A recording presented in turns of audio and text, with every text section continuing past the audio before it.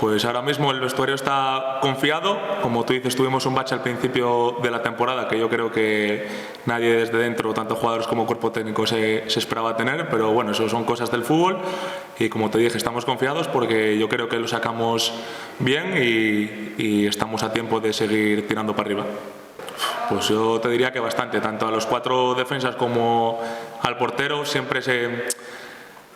¿cómo decirte? Se acusa de que si te meten goles que no trabajas bien, pero bueno, yo creo que al final es un trabajo de los 11, desde el delantero hasta el portero, y tenemos que seguir en esa línea, al igual que cuando metemos un gol, pues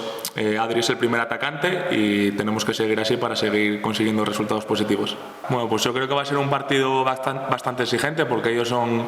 un filial joven, un equipo joven con piernas, que muchos están en dinámica de primer equipo y ellos, quieras o no, se nota, pero bueno, nosotros tenemos nuestras armas aquí, nuestro campo con nuestra gente y yo creo que va a ser un partido exigente pero bonito para los nuestros. Sí, al fin y al cabo pasé 3 años allí y tuve la suerte de poder jugar en el club de mi ciudad, pero bueno, tengo caras conocidas, muchos amigos, pero bueno, al fin y al cabo ahora estoy representando al Langreo y el domingo quiero los 3 puntos para mi equipo.